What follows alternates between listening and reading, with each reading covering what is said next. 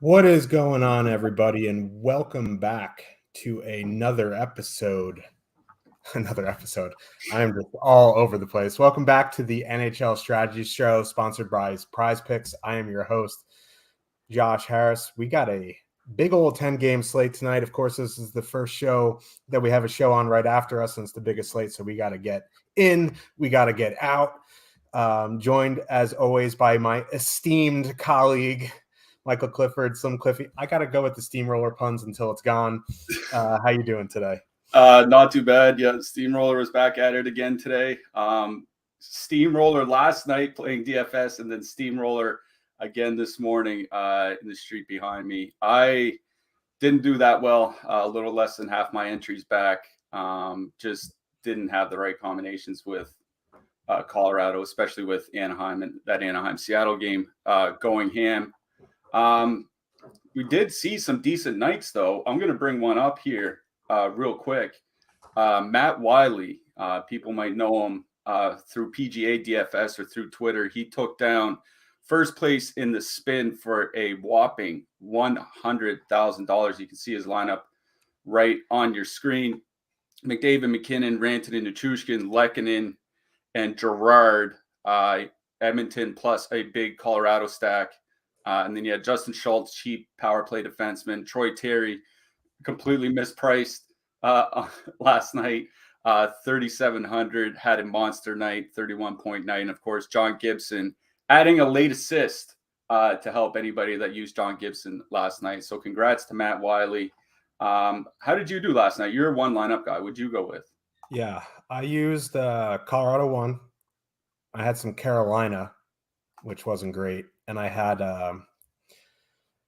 Kuzmenko. I was doing really well until that McDavid empty net hat. That sank me like the Titanic. I went from, returning like 3x to getting back about 70%, which is fine.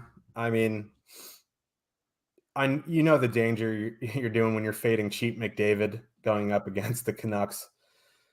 And man, like we were talking about it this morning, there is no pain like staying up until 1 a.m. watching Canucks hockey, just watching your money disappear.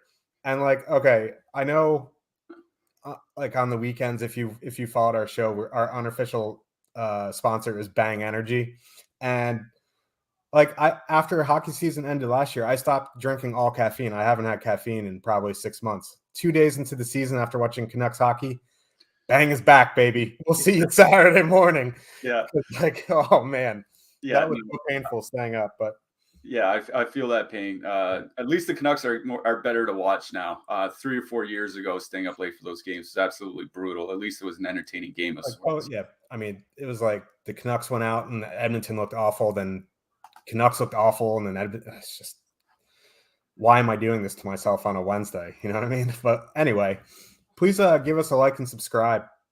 It helps us so much. Like our numbers out of the gate have been very, very good. And the better the numbers are, the more free shows we can give you, the more free content we can give you. Because if you can't get into our premium stuff, we always have these free shows. But the more you like and subscribe, boom, the more you'll see mine and Cliffy's face on your screen for free. So let's get into this slate. We got 10 games. We got to hustle. First game of the night, we have the new look on Ottawa Senators heading into Buffalo to face the Sabres. The Sabres have a 2.9 total. For the Senators, they added Claude Giroux, Alex DeBrincat, Tyler Mott. This is probably their deepest offensive team in a long time. Artem Zub is going to be in tonight, my son, in the lineup. I'm a bit disappointed that DeBrincat isn't on the top power play unit, but beggars can't be choosers. I really like this top six. On the Buffalo side, they chose to go Skinner, Thompson, Olofsson with the second line of Jack Quinn, Casey Middlestad, Alex Tuck, which I'm probably going to use a lot this season because they're cheap. You get two guys on the power play. I think there's stuff to like on both sides. Ownership seems in check, at least on the Ottawa side. We'll have to wait and see on the new run because Tim Stützle name has been an issue in our lineup builder, but once we get a new run, we'll see ownership. It seems pretty fair on both sides. A lot of stuff to like in this game. Yeah, I was telling you before the show that I finished my crunches. Usually I do them after the show. Today I did them before, and I didn't end up with a lot of Ottawa. There's some one-off DeBrincats, some one-off Shabbats around my lineups.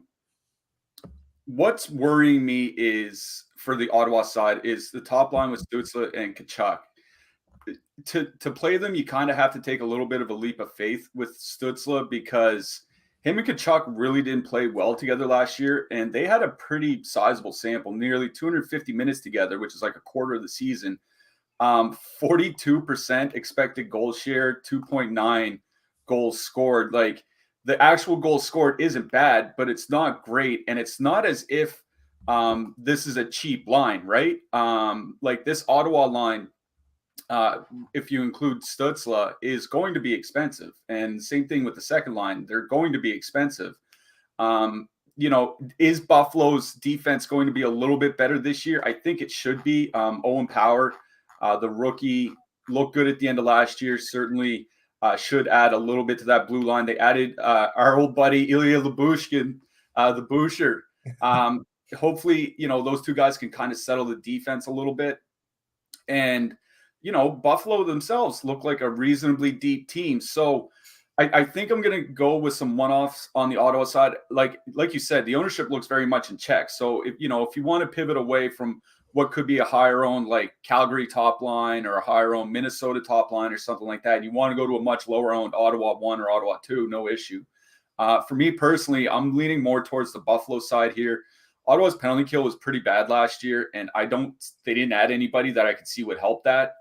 Maybe a rookie like Jake Sanderson could step up or something like that, but I don't think the penalty kill is going to be much better. And Buffalo has had a pretty good power play.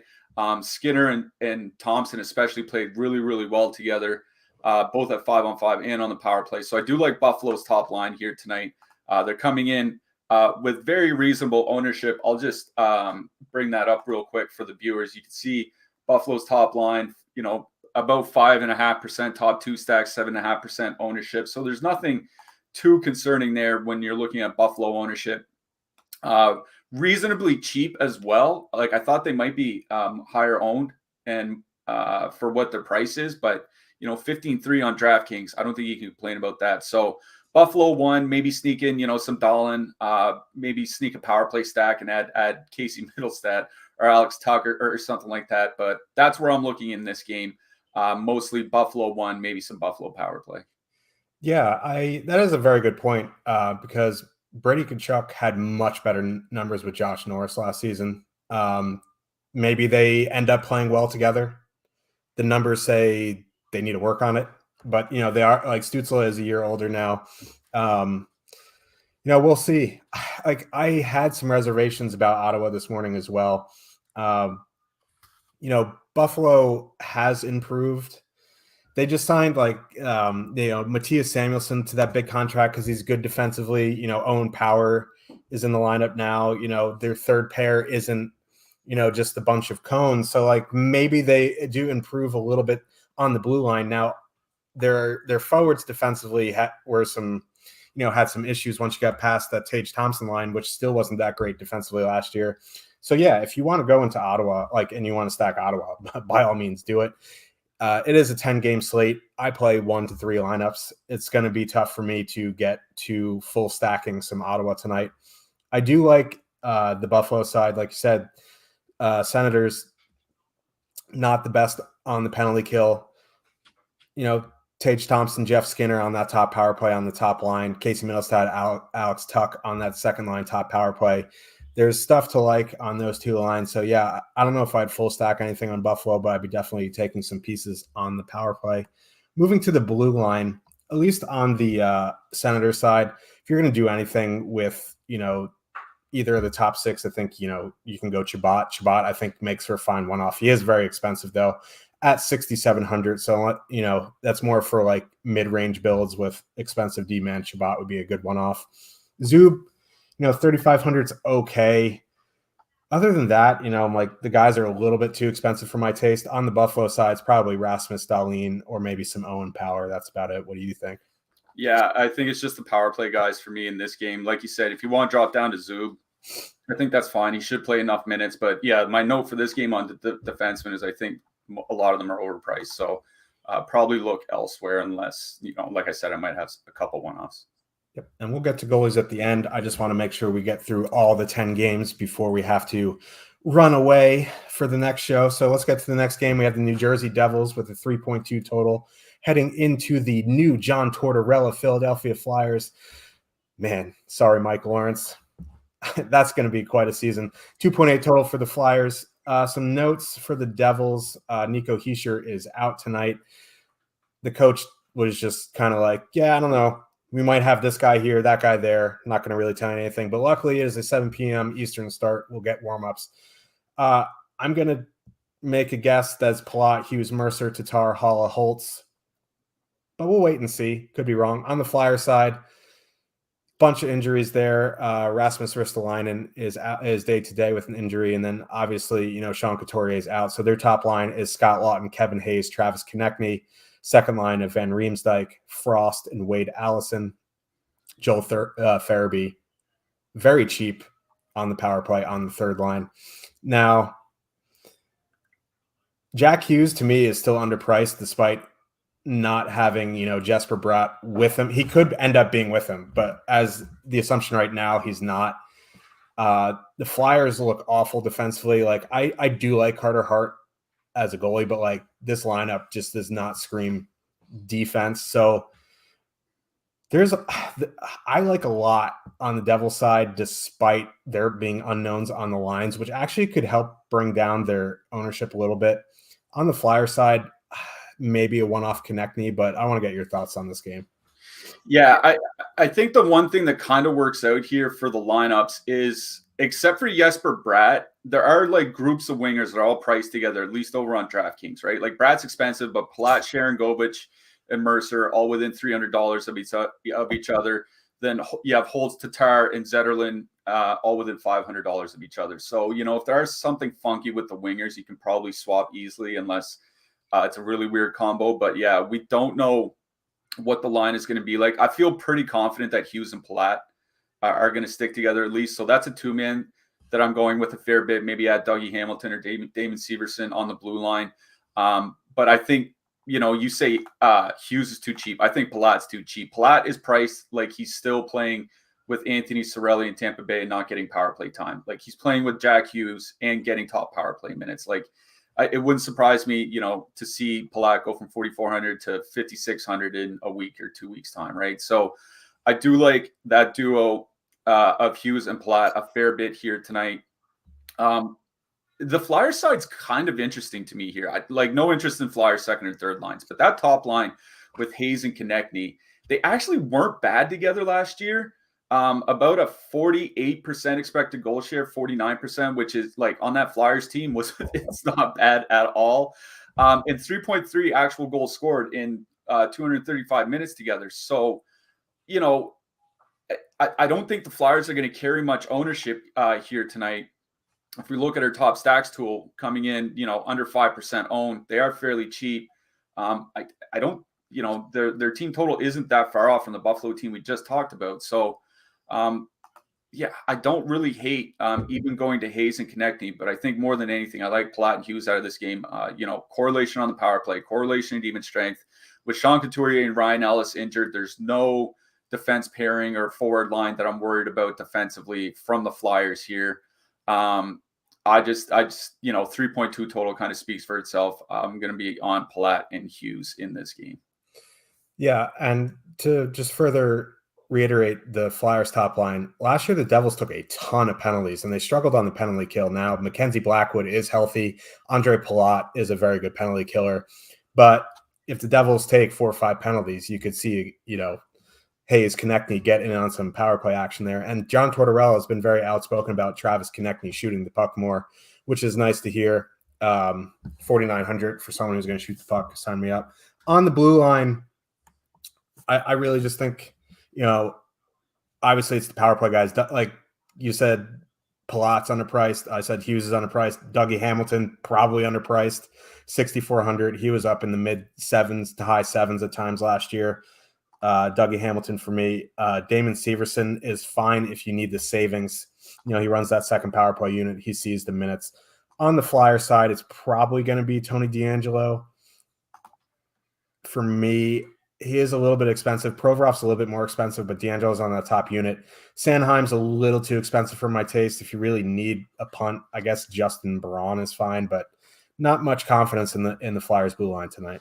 Yeah, I think the one punty defenseman I would take out of this game might be John Marino. 2,800 over on DraftKings, 3,900 over on FanDuel. I think he's probably going to end up with like the third most minutes on that blue line, maybe fourth. But, if the Flyers kind of fall apart, which they could, I don't mind him as a punt option here tonight. So let's get to the next game.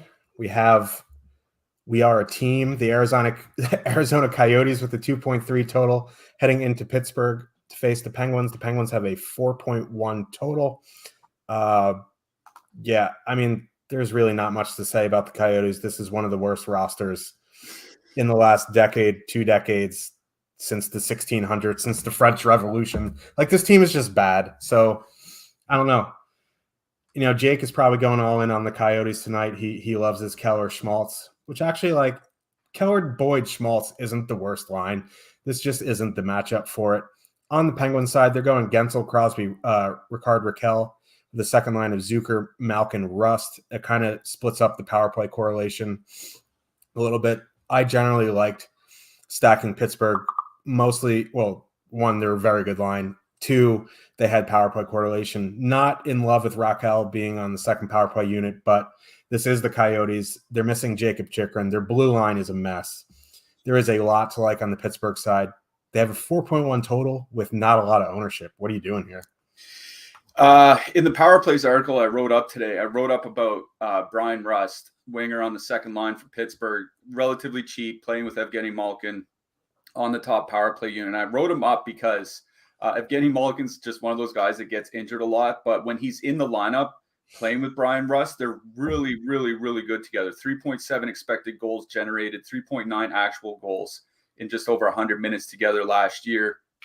And if there's going to be like a decent line for Arizona, like you said, it's going to be the top line. And, Malkin's line's probably not going to see much of them. They're going to see a lot of the second and third lines, your Nick Ritchies and, your Zach Cassians and Nick Bukestads. Like, there's just nothing there. So I do like the Pittsburgh second line / making it a power play stack. Like, I think, even going double center with Crosby and Malkin is perfectly fine here tonight. We do have Pittsburgh, both their top 2 lines coming in around 9% ownership on DraftKings. Over on FanDuel, roughly the same. I think it's going to be a little bit higher than that, just because, this is, I think pretty clearly the best matchup on the slate, depending what you think of Chicago later on.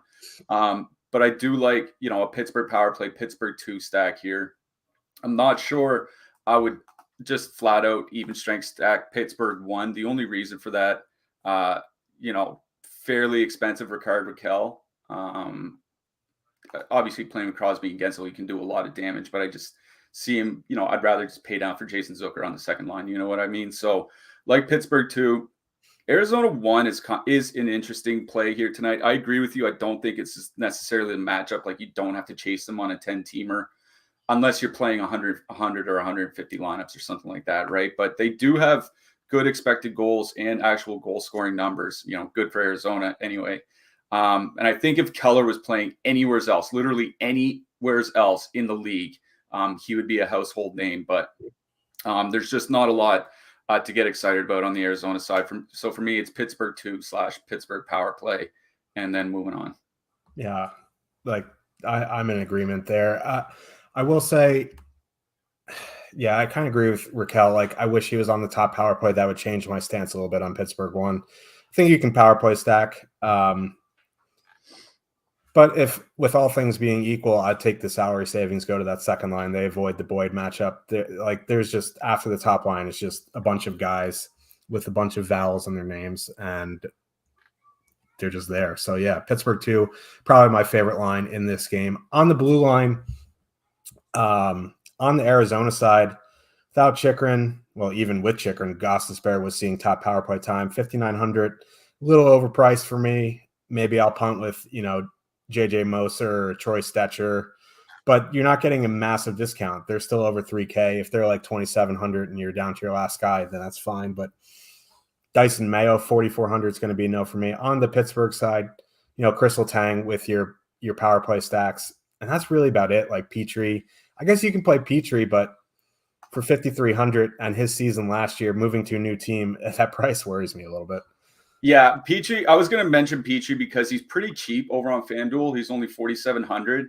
And yeah, he didn't have a good year last year, but I think with a lot of Habs, there's a pre-Martin St. Louis and a post-Martin St. Louis, and he looked a lot better when they hired the new coach. Much better team, great matchup. I do like Petrie on FanDuel here tonight. Yeah. So like I said at the top, we are sponsored by Prize Picks. We've been off to a pretty good start on Prize Picks. If you're in a legal state, I wish I was in a legal state. I've gone 3 for 4, but that's all good. It's daily prop-based contest. You're basically playing against yourself. You don't have to worry about, Jake Harry submitting, 150 Arizona 3 lineups and losing to it. So you can do whatever you want. If you win, you win. You can use your knowledge. You can do football. You can do basketball. You can do baseball. You can do hockey. There's fighting.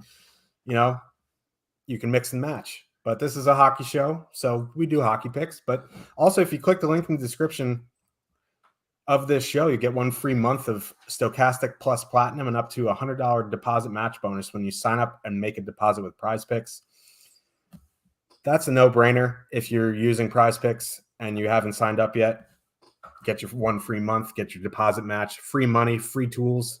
It's good stuff. So let's move on to the next game of the night. We got a couple of Toronto's on the back-to-back. Washington played yesterday as well, right? Yeah, man. I'm our third day of the season. Need caffeine. Need the bang. It's making an appearance. The Washington Capitals, 2.9 total. Heading into Toronto, the Maple Leafs have a 3.7 total. Charlie Lindgren is probable for the Caps. Ilya Samsonov is confirmed for the Leafs. Goaltending on the Leafs, man. Leafs fans every year. This is our year. No goalies. Mitch Marner sucks. Like, it's just, what a mess. Like, they have Dennis Malgin, who's the true GOAT. Like, Willie Nylander, the one true Leaf. But, like, Leafs fans, you guys give me energy. When I don't have caffeine, I have Leafs fans. So we're good. On the Capitals side, they did not look great. Even on the power play, man, they were just shooting pucks from all over the place into people's skates. It's pretty ugly against the Bruins. This is a little bit better matchup. At least, like, the Leafs are, decent defensively. They're not great. They're not as good defensively as the Bruins. Samsonov did not have a very good season last year. Now he's under a bigger microscope. And it is a narrative street. So who knows? If you live on Narrative Street, maybe you go Samsonov revenge season. But for me, I try to avoid back-to-back teams on a big slate, but this is so early in the season. Teams are fresh. Matthews is coming off a poor performance by his standards. They are getting a bunch of ownership, that top line. So maybe I go back to Toronto too. What are you thinking? Yeah, I've watched a reasonable amount of both those games last night. I thought both second lines were the best lines for the respective teams.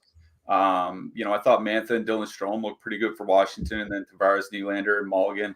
I mean, one problem with Toronto's second line here tonight, over on DraftKings, is Dennis Mulligan's 5,900. Yes. Like, he is a good player.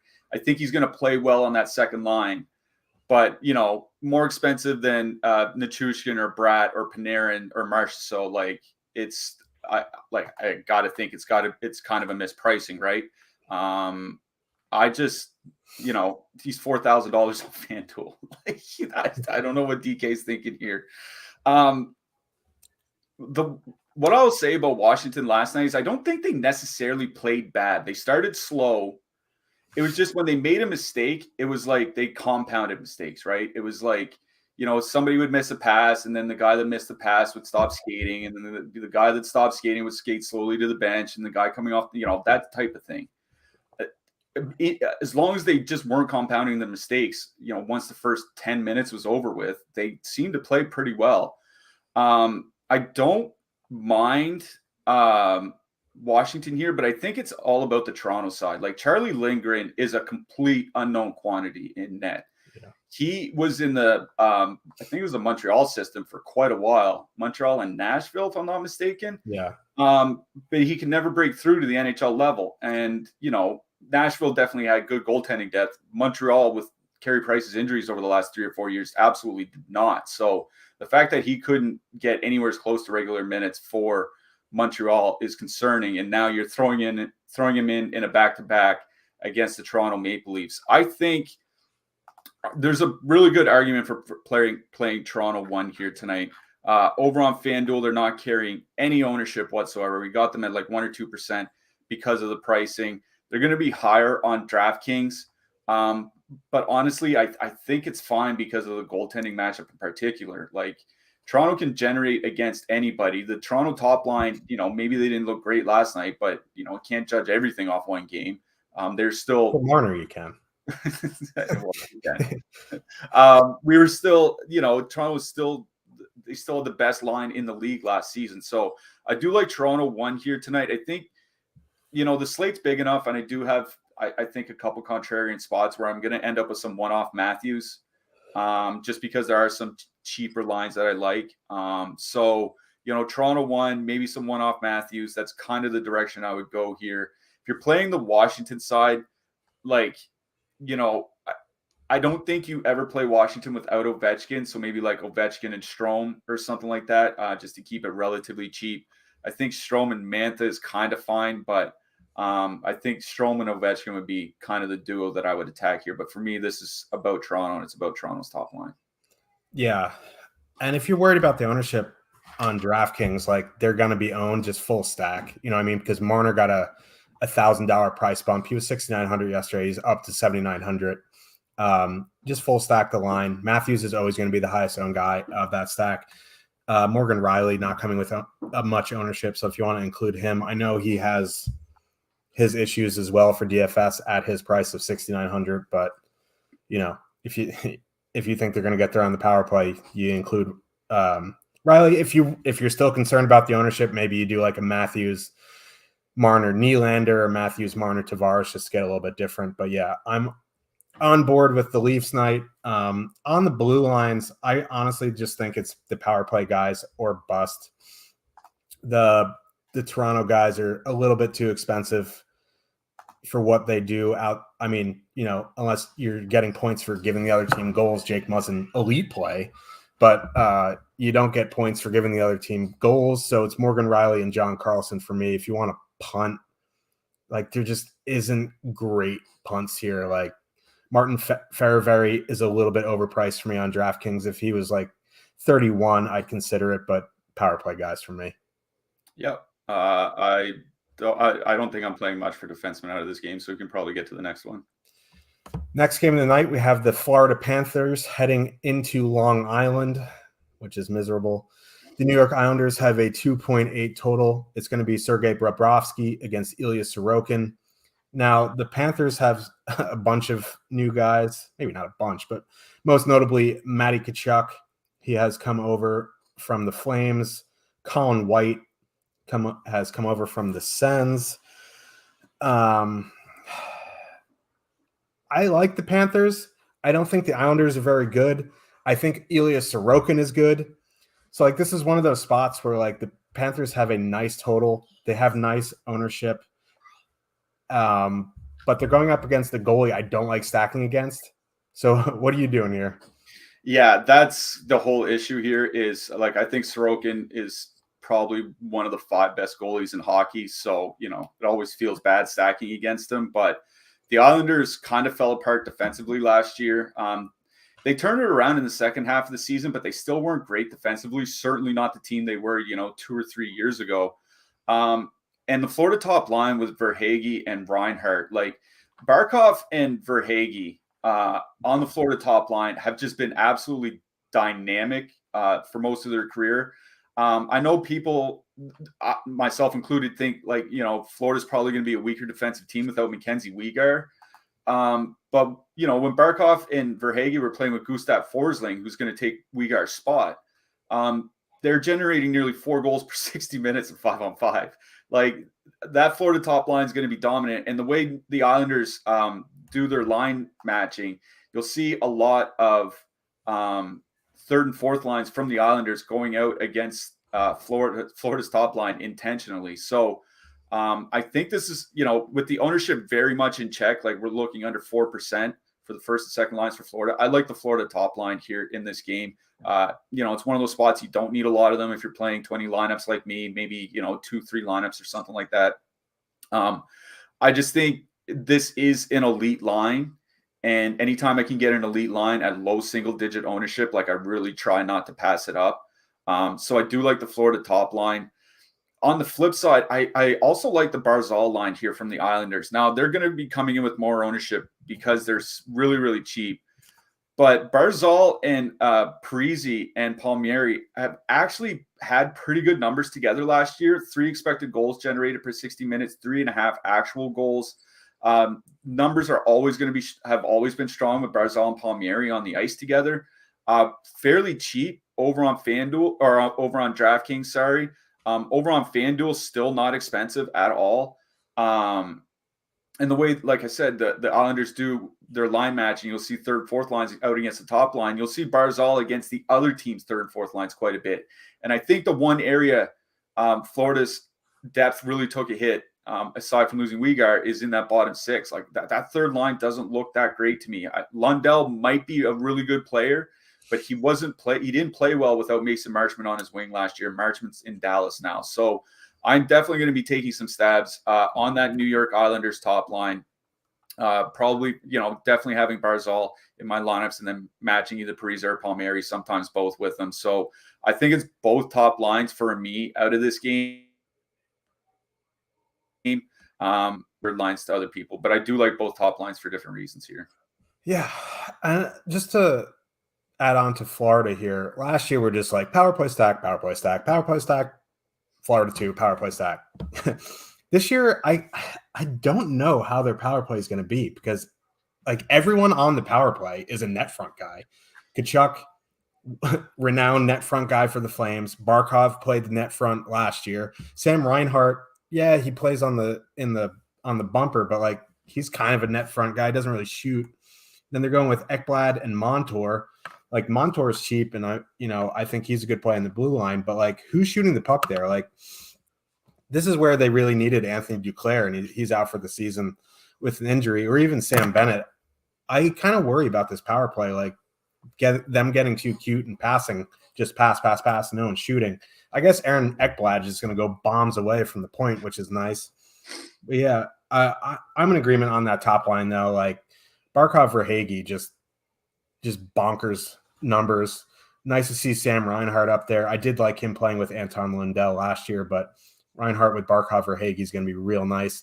At that ownership, they can be going up against, Sorokin, Igor, whatever. At that ownership, I'll take a stab. I kind of agree with you on the Islander side. I'm not big on Zach Parise at this point of his career, but the numbers don't lie. Ball don't lie. And like Barzal, Palmieri, both on the top power play, they're very cheap. Florida was a very high-paced team last year. They got worse defensively. So yeah, we like to get in on trends before people get trendy with them, if that makes sense. But like 2.5% for cheap guys on the power play against a questionable defense. And, Bobrovsky has his mental lapses at times. I'm in on that Islanders line as well. On the blue line, like I just mentioned, Ekblad and Montour on the power play. I think, both guys, depending on your price point needs, are very, very good plays. Montour, 3,600, does like to shoot. Ekblad, 6,100 is cheap for him. He's going to play monster minutes this season without Weegar, because Mark Stahl's in the top 4 defensemen for them now, which is just an absolute circus.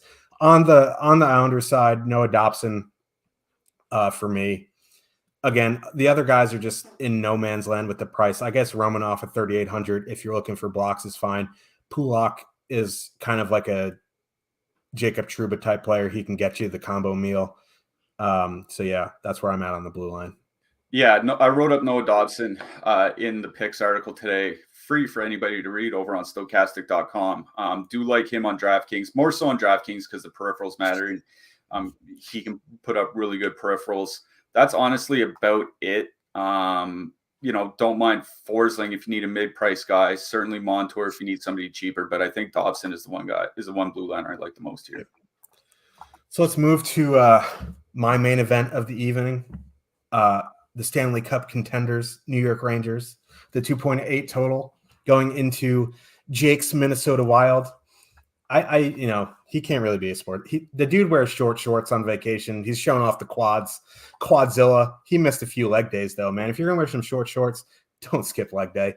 Minnesota Wild have a 3.2 total.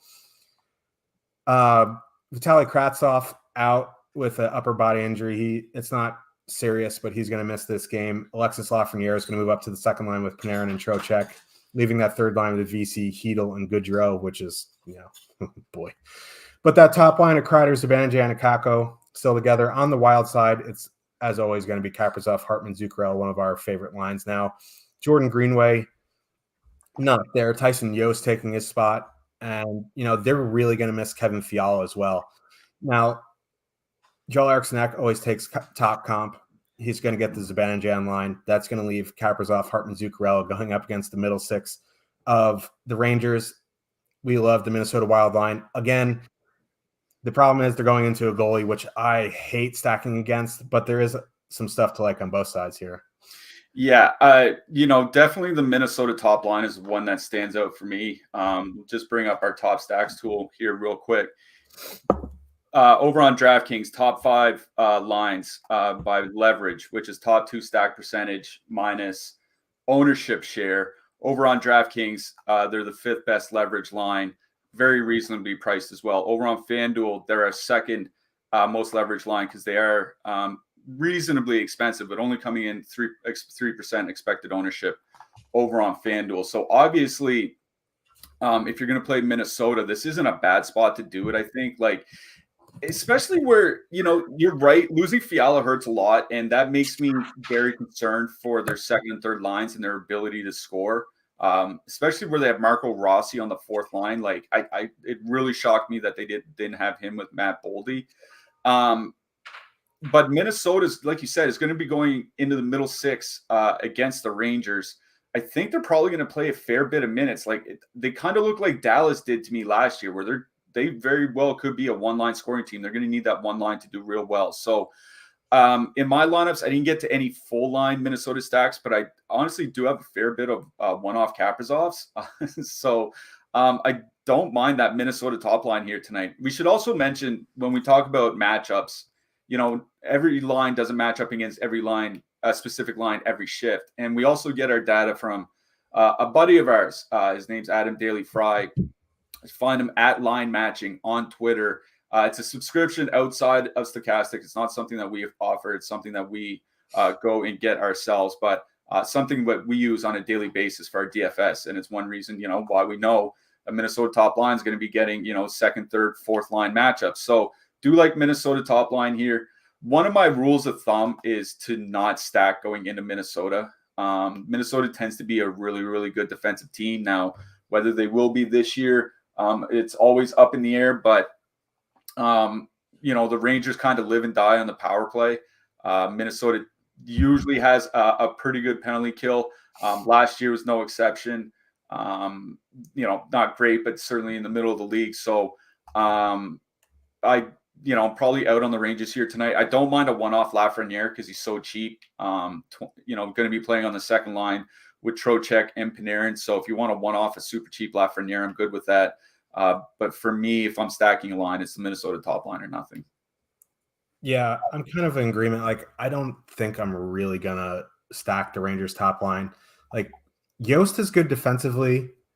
Well, it'd be interesting to see how he replaces Greenway, because Greenway, Eriksson, Foligno was the elite defensive line. Yeah, maybe they fall off a little bit, but they still should be a very, very good shutdown line.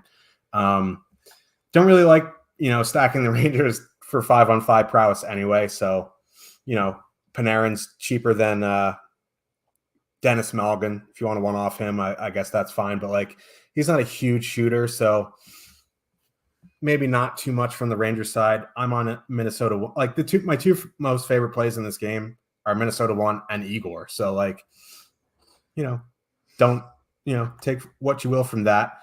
On the blue line, Adam Fox, I guess, if you're doing Rangers power play stuff. Again, for me, I'm just going to be a broken record. Adam Fox with power play stuff. Jacob Trouba, if you're one-offing. If you need a punt, K'Andre Miller.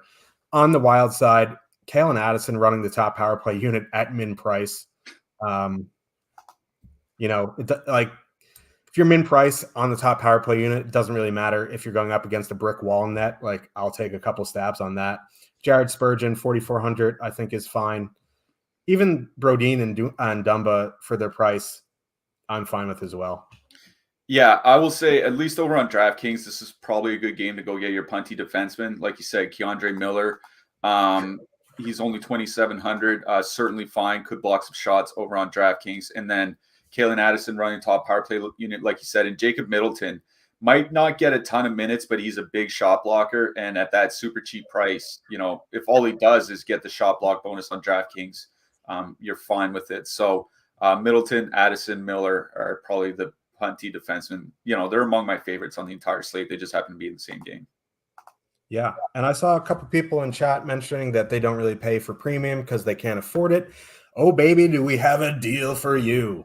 We have $7 for 7 days of NHL Weekly. The link is below in the description of our show, or on the site. You can use promo code PowerPlay. It includes our projections, our ownership projections, the top stacks tool, which Cliffy has shown you some previews of, and the most important thing to me, the premium Discord. We're always ahead of the news. If it's not me, it's someone else. It's Cliffy. All of our guys are on top of it. We have great discussions down there. We're always accessible in there. You have a way better chance of getting a hold of me in Discord than it is on Twitter. I always answer in Discord. So for $1 a day, get your weekly, man. Just if you're on the edge about it, for $1 a day and you're playing, $10-15, I still think it's worth it. So get on in that Discord. So let's move on to the next game. It's kind of an interesting one. These games are always interesting because they're kind of just like one line teams here for DFS purposes. Anyway, we got the Dallas Stars with the 2.6 total heading into Nashville. The Predators have a 3.0 total. The Predators are back from the Czech Republic. On the Star side, Jason Robertson is signed. He didn't really get much of a camp, but he is playing tonight. The top line of Robertson hints Pavelski. Pavelski just turned 73 in the offseason, but he had a very good season last year. Second line of Mason Marchment, Tyler Seguin, Ty Dellandrea. Still sour that Denis Gurianov is not on that line, but beggars can't be choosers. I don't know. Dennis must be just like a crappy guy or something, because he's always down in the bottom six. I don't know what it is. He has talent. On the Predators side, it is, Preds 1, Forsberg, Granlund, Duchesne. They are pretty expensive, though. I kind of like Jake Ottinger in net. the Predators' top line numbers kind of fell off in the second half of the season last year. For me, I think it's more of a Dallas game for me, but I want to get your take on it. Yeah, the total for Dallas kind of scares me here, sitting at 2.6, but it's hard not to love that top line. Like, it's legitimately one of the best lines in hockey last year. Jason Robertson, amongst the best offensive impacts of anybody in hockey. I'm pretty sure he got MVP votes, like 8th or 9th in MVP votes last year. And Rope Hintz, it seems like he'd been kind of playing injured for like 2 seasons now. Hopefully he got healthy a little bit in the off season. You always worry about Joe Pavelski falling off, but he's a guy that just relies on deflecting pucks in front of the net pretty much. So as long as he lets the other 2 guys skate around, I think they're going to be just fine. What worries me is, like, I think Nashville has a pretty underrated defense core. They added Ryan McDonagh, and maybe he's not the guy he was 4 or 5 years ago, but he's still pretty good. Alexander Carrier had a pretty good year last year. And then, of course, you have Yossi and Ekholm. Like, Nashville's defense is honestly pretty good. And then you get to UC Saros, who I think, along with Sorokin that we talked about earlier, is one of the best goalies in the league. So, I don't mind playing some Dallas. They're kind of in that bucket for me, along with Minnesota, where, it's a tough matchup goaltending wise. But the price is fine. They're not super expensive, and the ownership leverage is really, really good. So I didn't get to any Dallas or Nashville lineups, honestly, in my crunches. I'm like you. I'm looking more at Jake Ottinger, but Dallas has really good leverage here tonight. They were one of the best lines last year. The Nashville top line, not like super elite defensively. They're average. They're fine. But it's, UC Saros behind them. That's kind of the issue. So I think this is kind of a situation, almost like we said with Arizona one earlier, where I'm going to save this for another night. But if people want to play Dallas one, they're one of the better leverage lines by our top stacks tool. So no issue with them. The Dallas third line honestly kind of looks interesting to me. Johnston, Jamie Benn, and Dennis Gurianov. Wyatt Johnston is a rookie who supposedly had a pretty good camp, has good, junior, had really good junior numbers. Gurianov and Ben typically, honestly, do play well together. 2.8 goals generated between them. So, if you want to make some sort of duo on that third line, I think that's fine.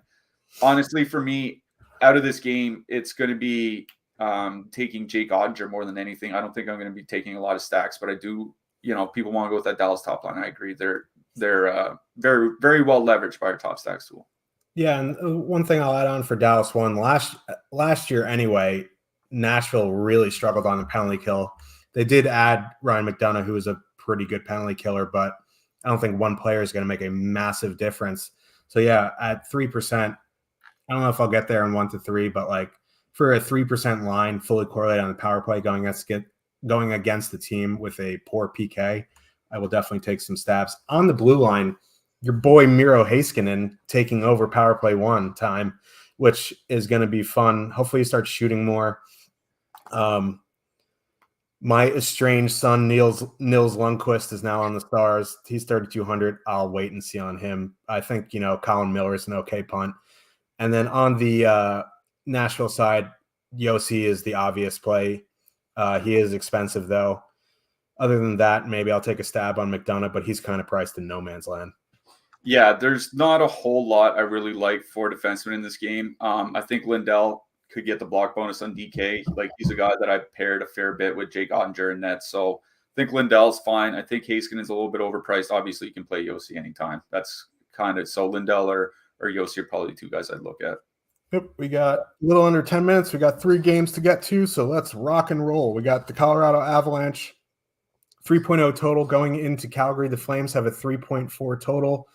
Flames have some new faces. They got Jonathan Huberdeau. They got Nazem Kadri. They got Mackenzie Weegar. The beginning of the offseason, I thought they were going to be pretty rough, and then they started making these moves, and boy, howdy, are they deep. Now, they're going to get a tough matchup here against the Avs. The Avs did play yesterday, but, the top guys didn't play extreme minutes for them. They kind of coasted to a victory there. I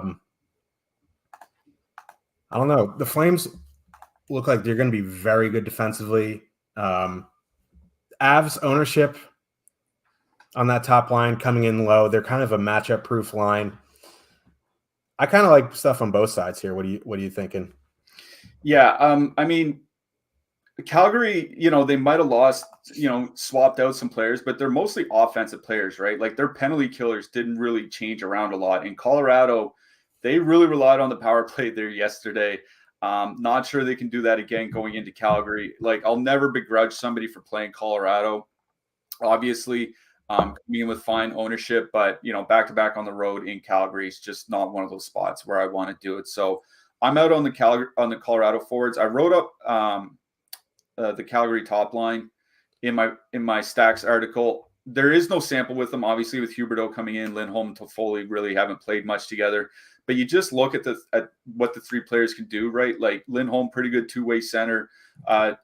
Jonathan Huberdeau might be the best playmaker in the league, other than Johnny Gaudreau, the guy that he's replacing. And Tyler Toffoli, one of the better shot rates year after year in the NHL. I think, he's like 95th or 96th percentile over the last 3 seasons. So you have a great shooter, two-way center, great playmaker. I like Calgary 1 here tonight. They're coming in with decent leverage by our top stacks tool. I'll bring that up again real quick. You can see over on DraftKings, the Calgary top line, 3.3% top leverage, 9.5% top 2 stacks. So Calgary top line for me in this game, if you I think the Calgary second line's kind of fine. Like that Colorado second line looked like to be in a little bit of a mess in the game yesterday. And Mangiapane and Kadri, like maybe, Kadri revenge game. But for me, it's Calgary 1. I want to see if I can get in early, like you said, try to get in ahead of the trend. If they really start clicking, that price is going to come up. So I'll take my chances, even though it's a pretty good Colorado team in town. Yeah, and they're expecting goals in this game. So with the 3.4 total and that ownership, definitely going to take some chances there. On the blue line, you can literally just play anyone on the Colorado side, depending on what you want to do. I think obviously Makar is the guy. Devin Tays or Bowen Byram, super cheap punt is fine. On the Calgary side, I don't know why Rasmus Anderson's still quarterbacking power play. Dude doesn't shoot. Kenzie Weegar, to me, is a little bit overpriced. Noah Hannafin, definitely overpriced. Like, I don't know if I'm going to get to anything on the Calgary side outside of correlating. Yeah, I do have Calgary stacks, but I also have some one-off Bowen Byram, especially on DraftKings, where his price came down quite a bit. And then I don't mind one-off Cale Makar here tonight. If Colorado wins, it could be A, because of the goaltending, or B, because Makar just absolutely goes insane. So don't mind that. So let's get to this Wild West showdown here. We got the Chicago Blackhawks with a 2.3 total heading into Vegas. The Golden Knights have a 3.7 total. Hawks are back-to-back on the road, so it's probably going to be Alex Stalock in net. I would imagine Logan Thompson starts for the Knights. Jack Eichel looked healthy, and he was shooting the puck the other night, which is nice to see. Kessel still's got some wheels on offense. He actually even saved a goal too. I wasn't sure what universe I was living in watching him make a defensive play, but I think, Vegas is going to be very popular tonight. There are ways to get different. On the Hawks side, I don't know. The top line actually looked okay yesterday. They're coming in with okay ownership, a little bit high for a 2.3 total. So I think this is a Vegas game for me. Yeah, reasonable price on the Chicago top line, but that's why they're coming in with such high ownership, 10%. 10% going into Vegas back-to-back. I'm just like, I'm not even going to talk about Chicago. On the Vegas side, looks like Michael Amadio, who didn't play much in the last game, is going to be scratched, and Paul Cotter coming in on that line with Carlson and Marchessault. So just watch for that.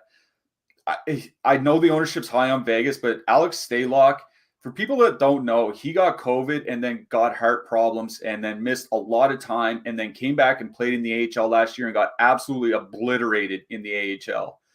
Like, I don't know what Chicago was thinking here, but if he hasn't had a major recovery from what he showed last year, it could look pretty bad here tonight. So I'm doing a lot of like power play stacks and stuff like that to try to get rid of, try to reduce a little bit of the ownership, but Vegas 1, Vegas 3, Vegas power play, like it all here tonight. I'm not going to shy away from the ownership. I just think the matchup's too good.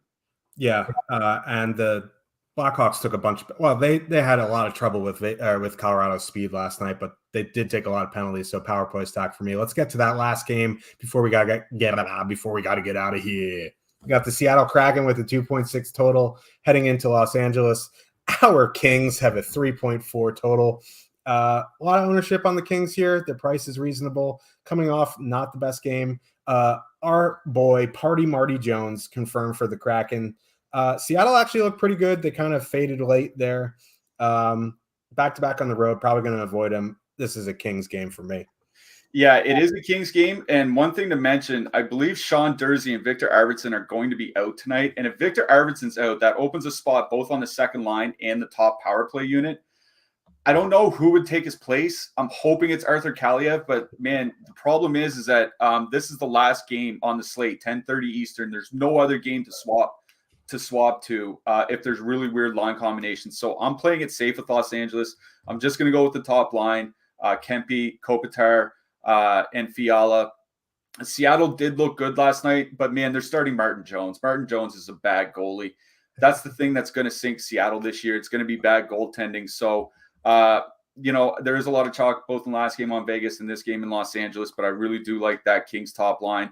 I had some penchant to maybe go to the second line here tonight. But with Arvidsson out, we don't know what that lineup's going to look like, and I don't want to leave like $3,000 on the table because I have to drop down to Kaliev or whatever. So Kings won for me, and then move along. Yeah, unfortunately, I think it's going to be Alex Iafallo on that top power play unit, but it is what it is. In on Kings 1. Coming up right after us, the No House Advantage show with Pete and Jeff. That is coming up at the top of the hour. Remember to like and subscribe if you haven't already. Again, it really helps us out. We love giving you free content, and we want to give you more of it. So hit that like and subscribe. Real quick, goalies for me, I like Markstrom, Ottinger, Sorokin, Igor, and I'm going to go super chalky for my hat trick pick. I'm going Jack Eichel. Yeah, I have Sorokin, Igor, and Ottinger as three goalies that I really like here tonight. So I guess we're kind of in the same boat. And my hat trick pick, just talked about him. Let's go Kings top line, baby. Kevin Fiala. So that will do it for us. We will be back tomorrow. We're here every day this week. Saturday we'll be here at 9 a.m. So tomorrow we'll see you at 2 p.m. Eastern. We'll see you in the Discord. Remember that power play promo. Get in that Discord, man. It helps us out. Or it helps you guys out, helps me out, helps you out, helps everyone out. We're out of here. Good night. We're all about helping. Yeah. Good luck, everybody. Bang energy.